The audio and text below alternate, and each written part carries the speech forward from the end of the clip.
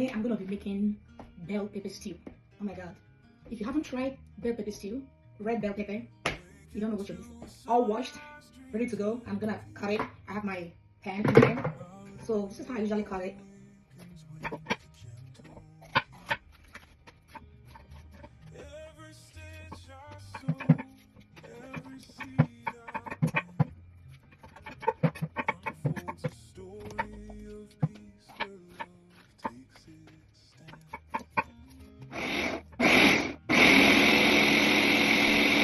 After blending it to the desired taste texture that I want, I'm now going to transfer it into, I have this sieve. It's very like tiny, it's not open a lot, so I'm going to just to drain the water. Okay, so I'm going to transfer the paste here.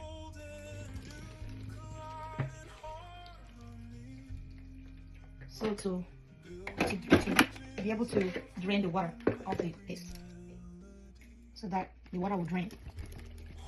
You won't believe how much water that can come from bell pepper. Like the water has drained enough. Look, this is the water from the bell pepper. That's a lot, right? So usually what I do is I don't throw the water away. I don't trash it.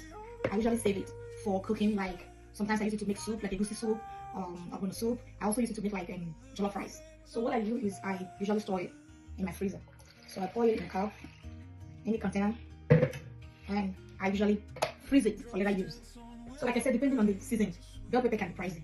It costs a little bit more than tomatoes. So what I usually do when it's season, I buy a lot. When I buy it, I do it the same way. This is the water I got from the previous one that I saved a while ago. This is the water. I saved it in my freezer, and this is the bell pepper itself. Final outcome of the blended bell pepper. Before I forget, I need to mention that the reason why I drained the water from the bell pepper is because I've tried to cook it. You know how you cook the tomatoes or let the water dry while you're cooking it. Don't do it. It's not the same. I've tried it. It messes up the taste. So that's why I usually drain it. And when you're draining it, don't use sieve that has like, you know, the openings are not too much, so that I don't waste the whole thing. And when you are blending it, don't blend your bell pepper together with your other ingredients like your garlic, pepper, or anything, because when you sieve it, it's gonna pass through. So I'm gonna start blending other stuff I'm gonna use.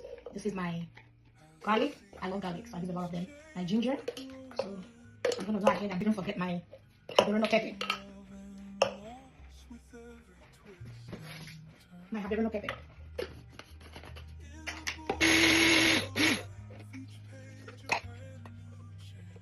I have my rosemary. I like to blend it. I don't like the texture when I eat it, you know, tasting it. So this is the rosemary, and I have here basil, parsley, and thyme. I like to blend everything together.